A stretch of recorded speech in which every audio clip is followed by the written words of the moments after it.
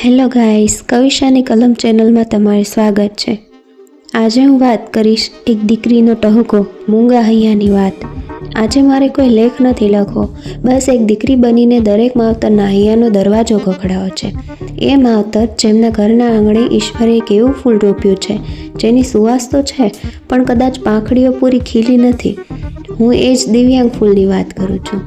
મા બાપુજી, ભગવાને ભલે અમને ખોડ ખાપણવાળું ખોડિયું આપ્યું પણ હૈયે તો ધબકતું જ દીધું છે ને।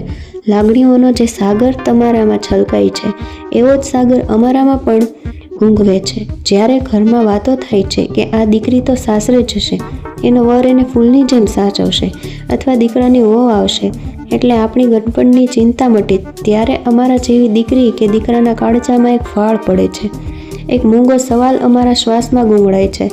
તમારા સૌના તો સહારા છે પણ મારા ભવનો ભેરું કોણ? મારા એકલવાયા ગડપણની તૂટેલી લાકડીને કોણ ટેકો આપશે? મારી રાતોના ઉજાગરાનો ભાગીદાર કોણ બનશે? આ સવાલ અમારા હોઠ પર આવતા પહેલાં જ મરી જાય છે। કેમ ખબર છે? કારણ કે વચમાં સમાજ શું કહેશે એ નામનો પહાડ અને કુટુંબની આબરૂ નામની ઊંડી ખાઈ આવી જાય છે અને આ જ ડરને કારણે તમે અમારા મા બાપ, અમારા ભવિષ્યના વિચારને જ તાળું મારી દો છો। પરિણામે અમને આખી જિંદગી એકલતાના અંધારા ઓરડામાં સબડવા માટે છોડી દેવામાં આવે છે। પછી જ્યારે સહનશક્તિનો બંધ તૂટે ત્યારે અમે પ્રેમનો હાથ પકડીએ છીએ જે ઘણીવાર સમાજે દોરેલી લીટીઓથી બહાર જ મળે છે। હું નાત જાતને નથી માનતી, હું માણસને માનું છું। પણ જો તમને એવો જ મોહ હોય કે તમારો દીકરો કે દીકરી પોતાની જ્ઞાતિમાં જ પરણે તો એમની આંખોમાં ડોકિયું કરવાની ફુરસદ કેમ ન મળી? એમની મૂંગી ચીસો તમને કેમ ન સંભળાય?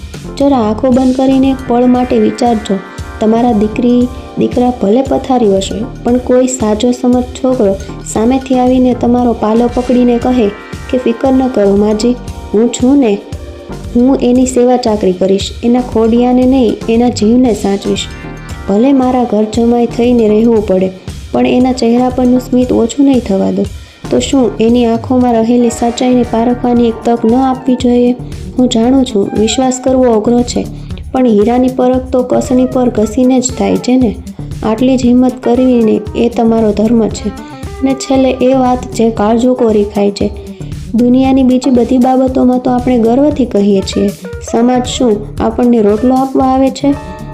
આપણે એનું શું કામ સાંભળીએ? પણ જ્યારે તમારી પોતાની દીકરી કે દીકરાના સુખનો, એના જીવનભરના સંગાતનો સવાલ આવે ત્યારે એ જ સમાજ હિમાલય જેવડો મોટો કેમ થઈ જાય છે? ત્યારે પરિવારના ખોટા મોભાનું વજન એના સુખ કરતાં ભારે કેમ થઈ જાય છે? જાણું છું મારા શબ્દો તીખા તીર જેવા છે, કદાચ કોઈના કાળજે કાંટાની જેમ ખૂટશે, પણ જે સત્ય છે એને ક્યાં સુધી છુપાવવું?